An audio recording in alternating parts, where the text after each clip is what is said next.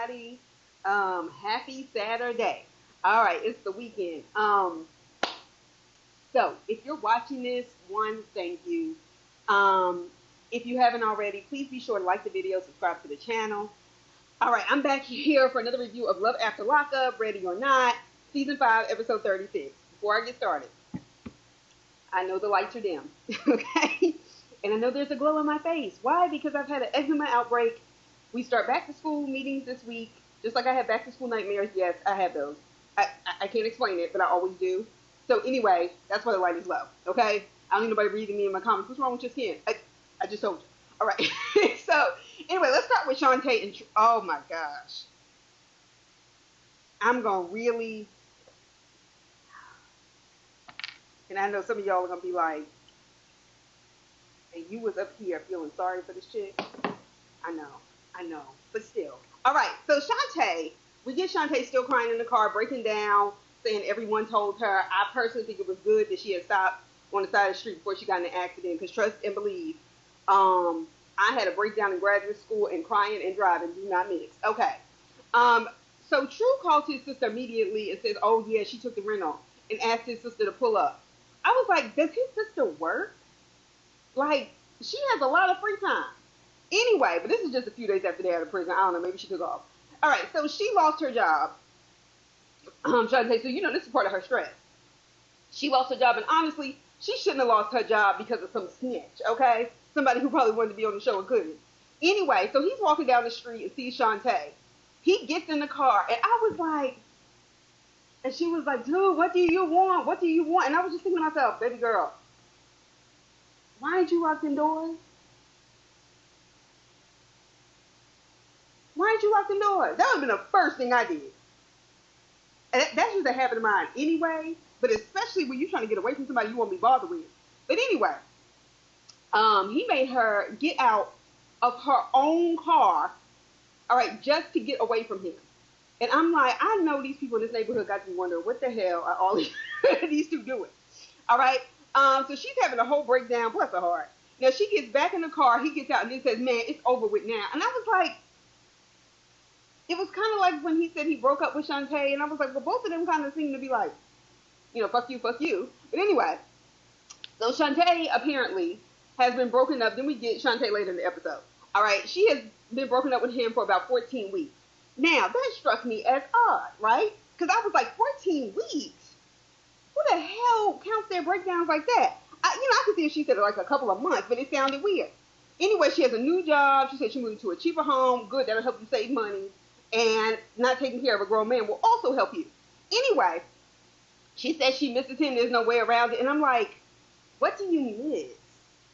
Like, y'all didn't really get to know each other well, except for his terrible way of, like, basically trying to tell you something's wrong with your personality. And he the one who don't have nothing to offer anyway. All right. So, apparently, she has a daughter who is pregnant. And she's meeting her daughter and her best friend, Naya, at this baby store to get some stuff for the baby. So her daughter's about 30 weeks pregnant. So I think people usually deliver around, what, 36, 38, 40 weeks? I don't know. But 9 times 4, approximately 4 weeks. Yeah. Yeah, I think so. Anyway. So apparently, her daughter is pregnant. Now, I'm looking at these people, Shante, her daughter, and her best friend, Naya. All these people look around the same age. They look like a group of friends hanging out. But okay.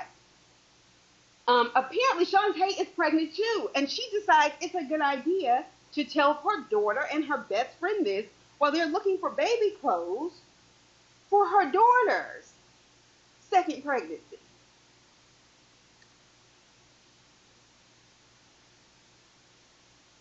There's lots of things. Shante, you couldn't have found another time to do that. Because if this was supposed to be y'all just hanging out for your daughter to get this baby some clothes, I think you could have waited. I'm not going to get into a second child by the age of 19. I'm not going to do that because actually I feel like this shaming young women being pregnant, it is shaming women when they can't get pregnant later on, is just a waste of my time. And quite frankly, I don't think it's healthy or helpful. I just think, Shante, you could have told your daughter individually. Anyway, So she tells us the way she found out. She passed out and fell out of her chair at work. They took her to the ER, and they were telling her what was wrong with her, and they also said, oh, and you have a positive pregnancy test. I said, huh? So she's pregnant by True, all right? And she's telling all this information in front of her daughter. I was like, that's still a lot. I know your daughter may be pregnant for the second time, but there are just some things I'm not sure mothers and daughters should share. That's just me. That's just me. I don't care to go back and forth with anybody about it. Anyway, all right.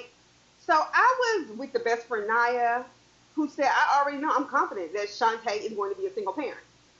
She was like, she's going to be a single mother. He's not consistent. And so here Shante is about to be a grandmother for the second or third time. I'm not sure if her son has a kid or not. And she's pregnant. I was like, damn, Shante. Roxanne, Shante. Damn, Gina. All of it. I was just like, huh? Now, Shante, because Shante is still young, right? Like, and she's carried before, and apparently that makes it easier to have a baby. But that's a lot of bills. That's a lot of bills. All right, anyway, life is crazy. So she is pregnant. This was the part that got me. When she kept saying there's more, I was like, oh, what do you mean there's more? And I said, if this chick is pregnant with twins, as soon as I got that out my mouth, is the math right? Because she said she has 4 kids already. And she said she already wanted a big family. Does this mean it's 6? Or is it these 2 older kids plus these new 2 will make 4 kids? And she hasn't told True. Honestly, I wouldn't either. Her daughter, her best friend, and Shante, everybody in your family and close friend seem to understand that True is so not worth it. Her best friend is a good friend. And I'm going to tell you why. Because she's telling her the truth. And it didn't seem, sometimes people say, I'm just keeping it real with you, but they still are like, still being hurtful. And that's because their intention and spirit is supposed to be, is intentionally hurtful, right? I didn't get that from her friend, okay? And she was like, she was honest. She was like, I don't even want her to be pregnant by him. I said, count me in too. So she said she was going to terminate the pregnancy, and she had an appointment. She decided not to. Honestly, that would have been my first instinct go-to, especially with a motherfucker like that. But at the same time, that is her decision and her choice, and I believe in that. And, I guess when you find out you're also pregnant with twins, it kind of feels like, wow. Because, the older you get, a lot of times you're actually more likely to have twins. When Beyonce had them in the late 30s, I've had cousins had them in the late 30s. Shante, mid to late 30s. So it's still like, yeah, but I guess to imagine you're pregnant with twins, it's special. It's a decision. But I wouldn't want, never mind. Okay. So she said she's scared to call True. They were like, you haven't told him or whatever, and tell him she's pregnant, because she was still trying to decide, I guess, whether she wanted to keep him or whatever, or waiting for the cameras apparently to come while she did it. Anyway, she calls him. Why was he washing his car windshield, or whoever's car he was driving? And the next thing I know, he jumps on top of his car, or somebody else's car, at the gas station to talk on the phone. What the fuck was that? Am I the only one that got thrown off by that? Like, is he really parked at a gas station in front of a pump that somebody might need to use, sitting on top of the car to have a conversation with her? Huh?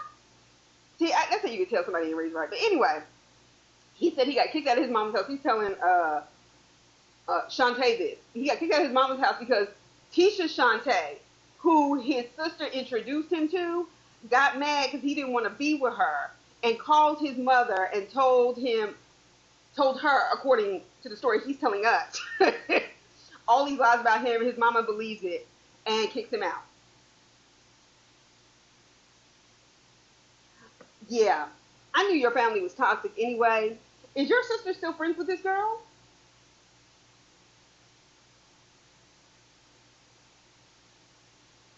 Why didn't your sister take you in? Especially since she had so much to say about Shante, who was taking care of you. No, seriously, I just want to know. And I'm thinking to myself, your family is toxic as hell. Your mother believes this other bitch. I don't care if she is your sister's friend. About her own son? She didn't want you there. Anyway, so True asked, why was she just now, when she told him she was pregnant, why was she just now telling him? 14 weeks, good question. And she said she wasn't sure if she wanted him to be a part of it. Now, Shante, if you're not sure whether you want him to be a part of it, honestly, you shouldn't be calling him now. Because you could actually tell a story any way you wanted to him. He said, well, we can talk about it when I come up there. She said, where? You're not coming up here. I said, Shante, how are you going to get on the phone with this man, tell him you're 14 weeks pregnant with twins? You wanted him to come. Otherwise, why didn't you call him why did you call him to tell him all this fucking stuff? You know he ain't got no money. She was like, well, he's living his best life. No, that's the conclusion you drew. Who isn't going to try to act like they living their best life when they ex call? Anyway, Shante, you got too much going on. I'm sorry. I'm sorry. I just don't see this going well. I don't know why you told him if you didn't want him to be a part. Quite frankly, I totally understand why you would not want him to be a part. But this is a whole hot ass mess, and I cannot defend it. I tried. Anyway, all right. So Bianca and Daniel. Bianca, I forgot about y'all. It's clear y'all are like a filler couple. Y'all are just a filler couple. Like, it's just in case. Apparently there was 14 weeks in between Shante and True's taping. So maybe they just need somebody else to see if it didn't work out. Anyway, so Bianca tells him that her stepfather, she tells Daniel over the phone that her stepfather asked if she was mentally stable. And he was like, she was like, that made me really uncomfortable. He was like, well, I don't like that either. I have to talk to him about that. I was like, okay, if he's going to listen to you. But anyway, so her friend Haley, because we get another one of her friends, is saying that, is talking to Daniel over the phone saying she's leaving tomorrow. And is telling Daniel he needs to make sure he takes care of her. And this, that, and the other. I was like, Haley, he don't give a fuck what you think. This girl done told him how much money she got from an accident. You sound like a whiny little brat over the phone. I know you're trying to help, but you talking to somebody with a whole lot of criminal behavior. They don't give a fuck about what you think all the way in Florida, and they're in Arizona. Okay. So her friend calls her delusional. She is. All right. Now, she says she gets her video visit. Bianca says that Bianca is naive as fuck. Okay.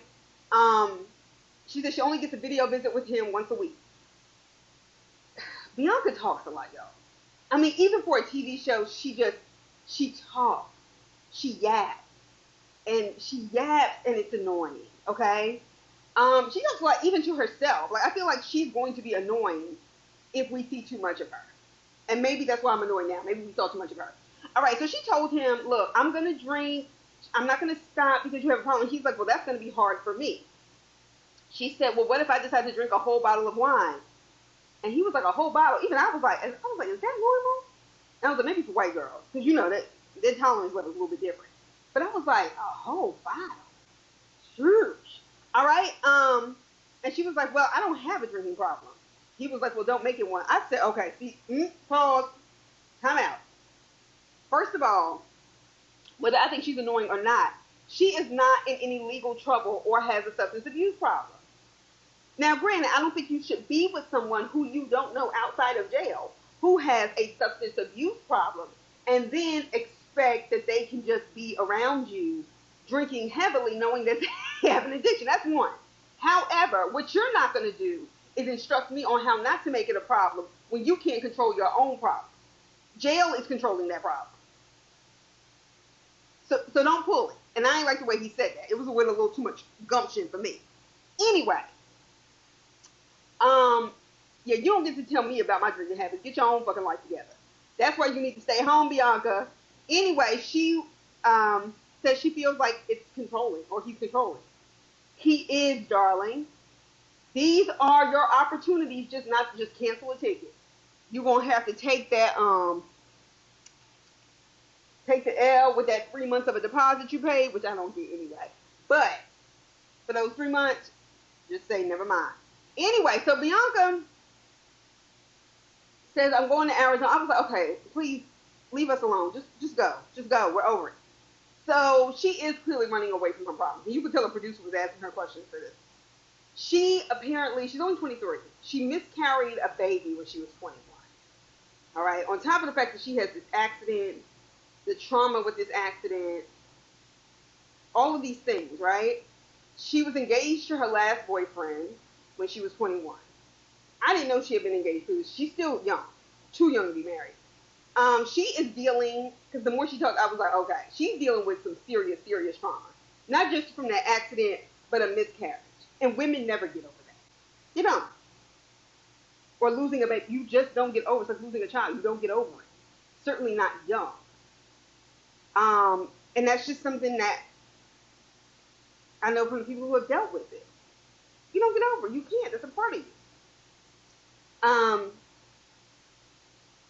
And to be honest, she's probably still reeling from a broken heart and with that last fiance, right? And I think she just wants to fix these holes in her heart, and she can't do it. She can't do it like this productively. She said if she wouldn't have had a miscarriage, she would have been stuck in a relationship with a toxic partner. And I was like, baby girl, what do you mean by toxic? What kind of man was this? Things happen and accidents and life happens, but you could have had that baby and not stayed in a toxic relationship. But see, I guess in their mind, that's what black people do. No, we stay married in this bullshit. No, you got that money. Go to therapy, get yourself together. It's not a dig, it's the reality. All right, Julian and Christine. This is some fuck shit, okay? So she's leaving West Virginia to stay with Julian in Maryland. Okay, whatever. She said she's going to miss her kids and the pepperoni rolls. I was like, okay. Christine,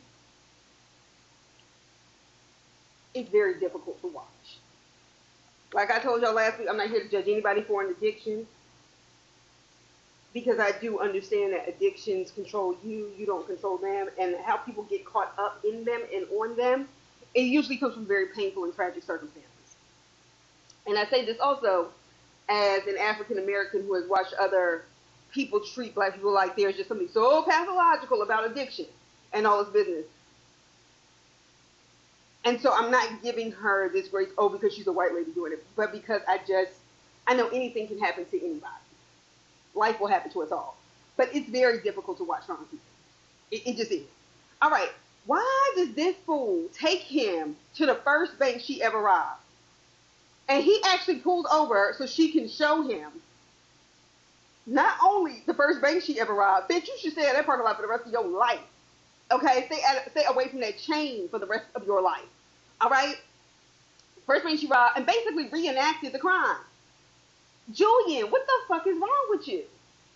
All right, then they, WeTV starts playing the news footage from when she did do it.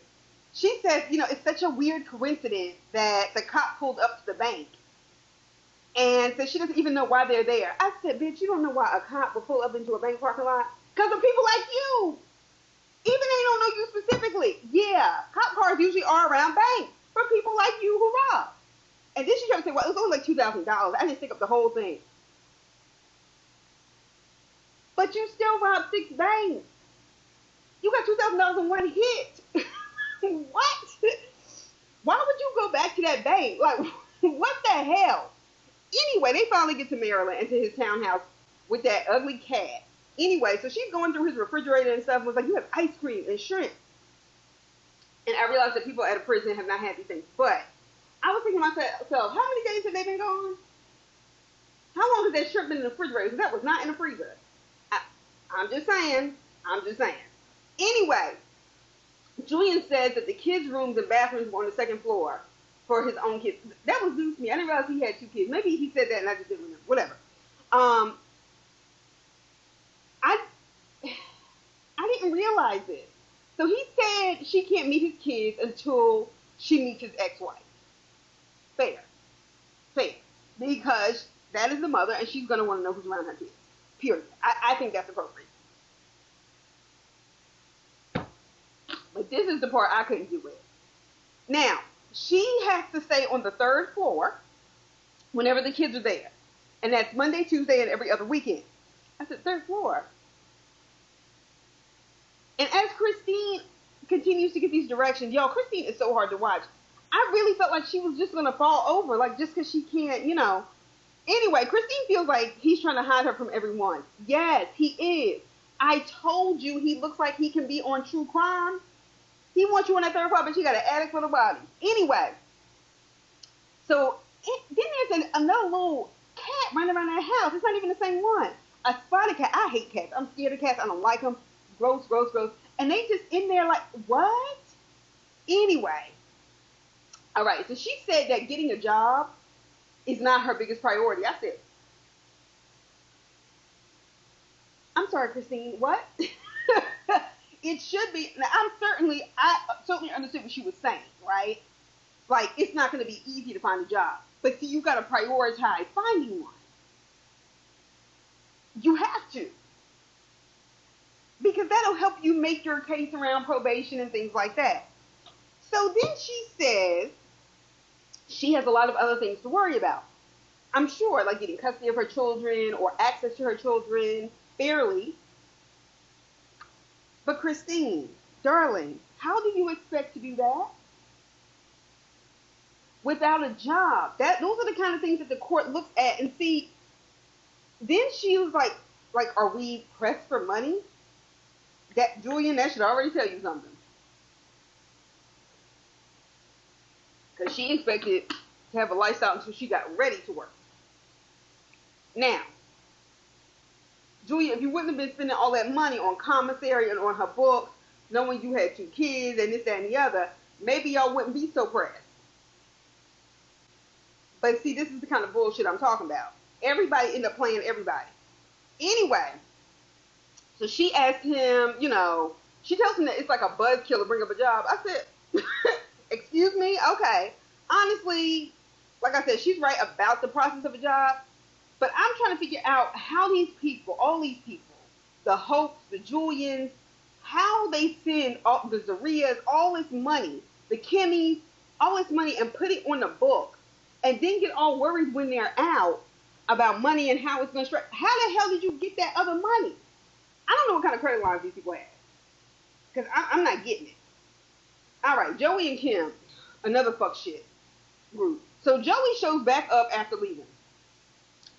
They get into a back and forth about how long he's been gone on Christmas Day. Kim, why does he call her Kimmy, Kim, whatever. Kim, I imagine that because your tracker is connected to your phone, you knew how long he had been gone. But darling, the fact that you want to be his parole officer once he gets out of jail is just completely unhealthy. It's whack as fuck, and honestly, we're not here for it. Next. So Joey's mom and Kim's father come over. Savannah also comes over. This is the niece of Joey. And decided she needed to talk to her uncle as well. Savannah looks like, what's a good example? All right, so like Shantae's daughter is about 19, right? Her child is going to look to Shantae's son. Like, yeah, that's my uncle, but I also kind of grew up with him. Because I was about, 19 when I had my first niece? Like, just kind of close in age. It looks like he may have been like 14 or 15. And so sometimes those relationships, even though they're uncle and niece or uncle and nephew, you can still be kind of close in age. And I think it's one of those relationships. So it looks like she had a teenage uncle, so her relationship with him was different. So she talked about how she found one of his needles in a bathroom when she was in 6th grade. And she's telling him this. She said then she gave him $40 for a train ticket in high school, and she didn't really have that money to give. I'm sure you didn't, darling. And he used it for drugs. Savannah, baby girl, I understand your issues. I was just not understanding why you thought without a full 48 hours out of jail, it was a good idea to tell Joey this at this woman's house on Christmas fucking Day. Like, why did you feel the need to pour all of that out? Like, why? Like, you couldn't wait till the 26th. We are celebrating the birth of Christ. Why did you feel the need to do that? I didn't even say Christmas Day. Christmas Day. But, like, why? That just seemed like a lot of overkill. Like, get out of my face. Anyway, so her father, Poppy, okay, is coming over. Her father still, from 20 years ago, is pissed off about some bike that he believes Joey stole, a dirt bike. He seemed more mad about that than the fact that he just get out of jail. And he doesn't like Joey. He said, I think you should let this shit go. Honestly, because you holding on to something and you know good and damn well a dirt bike and that money ain't never come back. But $1,600 is no joke. Sir, did you get insurance? Sir, what do you want him to do now? All right? Like, what the fuck? Okay? We don't care. So Kimmy looks just like her father. Kim looks just like her father. All right, anyway, so Joey decides to propose to Kim in front of her father and his mother. Okay. All right. They got engaged in jail, but he got her another ring. So it doesn't look like he asked the father before, which would have been the appropriate thing to do, especially since he doesn't like you. But maybe he was afraid that he'd say no. He probably would have. Anyway, he said the ring cost $3,700 because he used to gamble in prison. I thought perhaps, even though I knew better, that nothing was open on Christmas Day, that maybe that's why he had run out. But his mother went and bought the ring, and she says, I don't know where he got the money from. And I don't need to know. I'm sorry. But when you have dealt with enough trauma from a child who was wayward, I get it. I get it. This is my son. I love him. But also, there's something that I just don't want you to know. Okay? Okay. So I imagine at any point, it's too hurtful to know too much. But are we going to just pretend, and by we, I mean them, that she isn't married to another man? Kim is still married to another man who did not appear on the face of things to be the father of either of those two children, despite what she said. I'm just saying, I know genetics are funny, but I'm going to need some side-by-sides. Anyway, so was it me, or did it look like the ring was way too tight? Like, Kim's hand had started to turn red, like it was a struggle. All right, you didn't get that ring size right, Joey. Kim's father said, talk to Joey outside or whatever. And, you know, Joey basically telling him he won't do it again, whatever. And her father Poppy was like, I know you took the bite. And Joey was like, I didn't. I know people who would do things like that, but I'm telling you, I did not take this bite. And he says he wants him to work and leave his old life behind. He told Joey he has his consent to marry her. But honestly, Joey never really asked for his approval, if we're being honest. I never heard that come out of his mouth. He said Joey makes her happy, but he says he thinks he's lying and he'll be back on drugs in 3 months. I said, okay. Poppy, I just want you to get over this bite part. All right, anyway, so Zaria and Troy.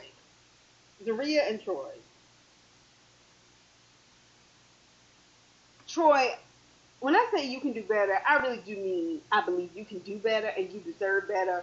You deserve better than your mother. And it seems like, honestly, he was better off having been raised by his father and grandmothers, because Kim is a fucking mess. So Troy's mother, when we pick back up, is still acting crazy as hell in church, okay? So Karen, who's Troy's mother, starts crying. Zaria tells Troy, I really think she's having a real cry. Troy was like, in a confessional, like, I don't know, she's having a spiritual attack, but also a gummy weed attack. I said, this chick is so nuts and so out of order. But at the same time, I'm still looking at Zaria sideways, because Troy didn't ask her to come from wherever the hell she came from on that train and to go pick her up. I'm sorry, am I the only one who thinks having her son call this woman Grandma Karen when it's not his grandmother? 2, she didn't even want to be Troy's mother, which is already a problem. 3, and he has a father, whether you like him or not, whether you want to be bothered with him or not, Zaria. I feel like this is weird to try to force this kind of element. And it doesn't seem like her son resents Troy or anything like that, but I'm saying, I just think that's a bit much. I don't like it. I think it's weird. Anyway, Zaria and her son were matching in green at church. He even had a green tambourine. I said, oh, okay. Never mind. So Karen starts crying and laughing in the middle of the sermon. I don't know if it was editing or what, but they had started singing. I thought maybe this was like the altar call, for, membership and stuff like that. But no, they started singing and then went back to the sermon. I think that was the editing part. Um, White people would do that shit wrong. Anyway, so Karen's old ghetto ass leaves church, walks up and down the aisle outside, and she's crying and laughing, crying and laughing. She is gone, okay? I'm sorry, she is ghetto trash. She doesn't want to be in church. She thinks they're holding her hostage. No, boo. You seeing shit, okay? That's what's wrong with you. You got high before you went to church? What? So Troy sent her son back inside as he goes up there to check on him because she was talking too much. And he didn't want him to hear it. Thank you, Troy, for being the appropriate adult. Like, because the way she was talking, he did not want that little boy to hear it. So where was she going? Okay, this is how we know something ain't right with her. She didn't call no Uber, no Lyft, no nothing. She's just outside, knowing that she drove in the same car with them to the church. They sent the boy outside to help Grandma Karen. And he said, because I guess maybe they thought she would listen to him. And he said, well, you have to come back inside. He's so sweet. Because you were supposed to meet my grandparents. She said, well, look, tell him I'm not coming in. And baby, look, it's nothing against you. And gives him a hug. Hell, she was nicer to him than I've seen her be to Troy. So Troy, then the son, then Troy are all trying to get her together and help her, right? So Zaria's son, so she told Zaria's son that honestly the church is just too much for her, and just tell him I'm sickly. First of all, you don't look sickly at all, okay? You don't even act sickly. You act hot, but not sickly, all right? Or just make up something. I said, never mind. Now I see. Now I see why you can't be better to him than you were to Troy. You can't even do that grandparent shit where you better to the grandkids than you were to your own kids to some degree. I don't mean better, but like grandkids are usually spoiled. But anyway, what the fuck? Okay, that's the point. We don't know what the fuck is wrong with her. I mean, we do, but we don't. All right, now we see why she has no business being around kids. None. Okay, so Zaria decides her parents could still meet Karen. I said, Lord have mercy. Zaria, why do you continue to force these things where they don't fit, darling? Why? Why? Her father was convinced that she was crying because he preaches to rich people. I said, baby,